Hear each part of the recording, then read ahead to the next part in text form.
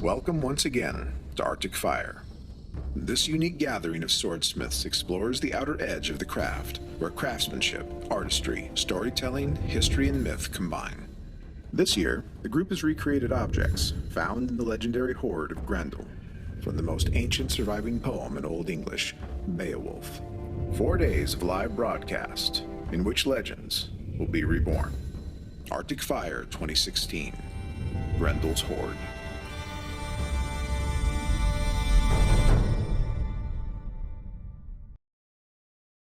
My name is J. Arthur Luce. I live in the lovely Green Mountains of Vermont. I have been inspired since childhood to make objects that hopefully have stories to tell long past my death. Metal being the primary medium that seems to do these things. From the things that inspire me being mostly these objects that have stories to tell already that are quite ancient. And that's just what I've been motivated to do, is continue this tradition of making these precious metal objects that keep going and telling stories. I work exclusively for myself because I'm really bad at working for other people. And yes, I do support myself entirely. Not so much with the blades and the mythic storytelling. What actually pays the bills are stainless Damascus wedding bands and other similar items, which are also wonderful objects to make because they really have their stories to tell as well. I had kind of taken a little bit of leave of absence from the Bladesmiths forum, which is how most of us know each other originally, and realized, I need to be working for myself again. I need to be doing this thing again. And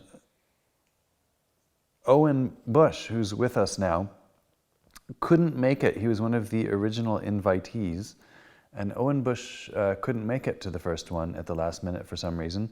And I saw that Dave had posted that in some capacity, and I said, Dave, hey, I could be pretty interested in this project. What do you think? And that was how I ended up getting in on the first Arctic Fire. So thereafter, have been on every time, and it was nice to see. I was kind of sort of afraid, oh shoot, I bumped Owen Bush, and so I knew Owen and I knew what he did, and but then he ended up coming around. So there's just a little bit of flux in terms of who comes and goes each time, which is nice. But that's sort of how that happened. I was inspired by this kind of stuff when I was in high school, and that was in the mid to late 80s. And I went to art school in 89, and what I wanted to do was make metal things that were ancient. Both my parents were archaeologists, so I'd always been inspired by archaeological history, and my professors never really got what I was on about. And I couldn't understand it because from my perspective, there was this depth of mythology, there was this depth of technical issue, there was this depth of narrative. I mean, it was art, but they didn't really see it that way. And and then I was introduced actually by a fellow that we all respect, Don Fogg, to Jake Pounding, and it was one of the first times I realized, there's other people that kind of want to do this thing. There's other people that kind of get that there are these mythic narratives that can be expressed through the techniques of material culture, and it's only blossomed and bloomed from there.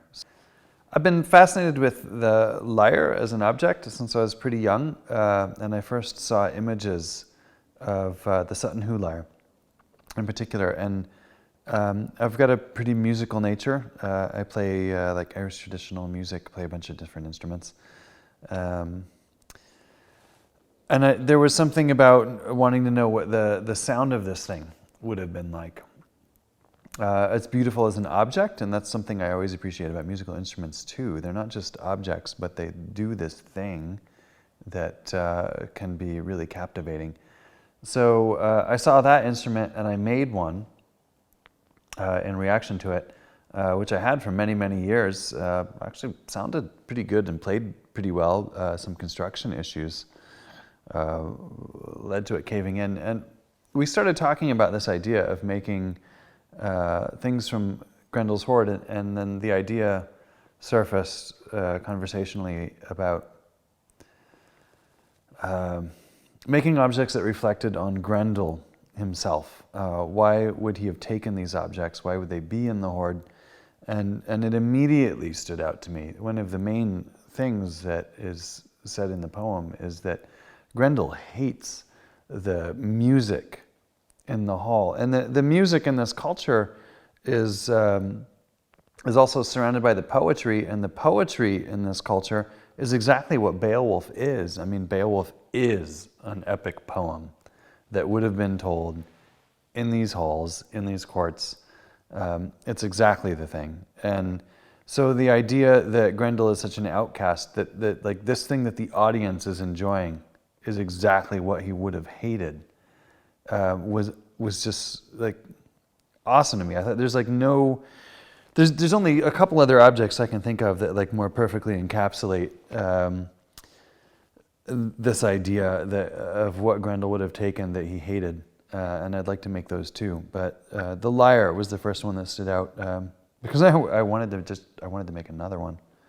I just wanted to fix like some of the constructional issues in the one that I had, and I'd want to explore this idea of epic poetry just as an artist as well.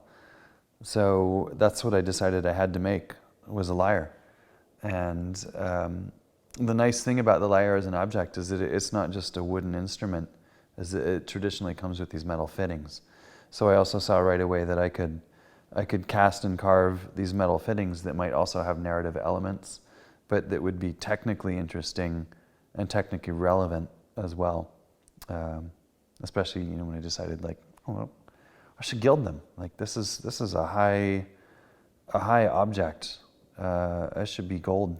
They probably wouldn't have cast these in solid gold, but they would have gilded them. And so there's two things I can tie together. What's funny about the way of the lyre being played and the potentials that it offers is that I actually first saw that in high school. There's like kind of classically in a lot of schools, there's like a Beowulf unit.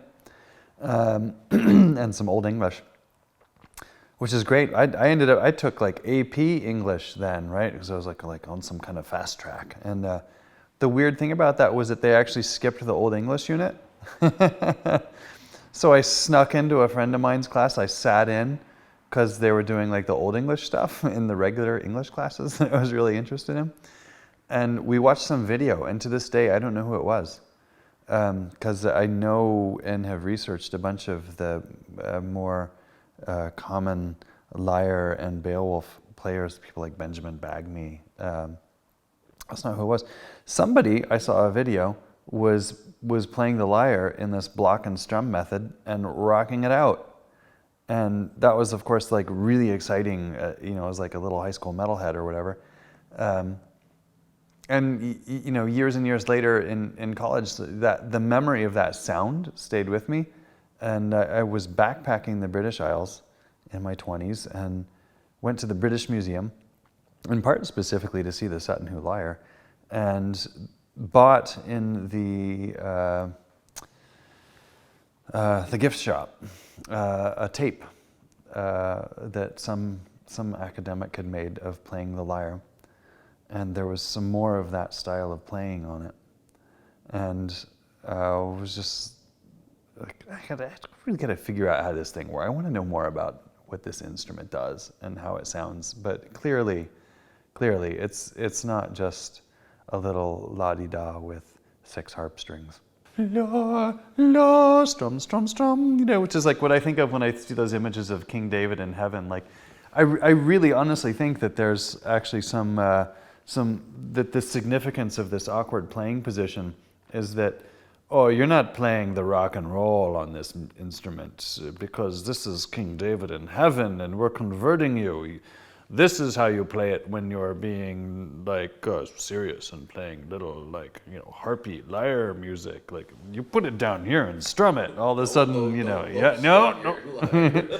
So I'm really convinced that the common depictions we have of the instrument and the way that a lot of people think it gets played are actually entirely based, I don't want to say Christian propaganda, but I want to say in Christian ideals of what you should be experiencing musically. And, because we know they made all these comments about the way the heathen Viking women dressed. It was really provocative. It was really sexy. We don't do that anymore. And now we have all these images that we sort of associate with traditional Viking age stuff of these sort of like frumpy women in these like more conservative traditional outfits. And I think it's the same with the music. It's the same with that instrument. Like that thing could have rock and rolled. Why wouldn't they? I'm excited that people are excited about this. That's the most exciting thing for me. In all honesty, is just that there are people who get what this is. Not only people that I work with, not only the fellow artisans here, but that there's an audience out there that sort of understands the whole concept of looking at myth and narrative and these objects, and then wanting to see them executed in a technically accomplished way. The fact that people even get that, to me, is magic. It's cool.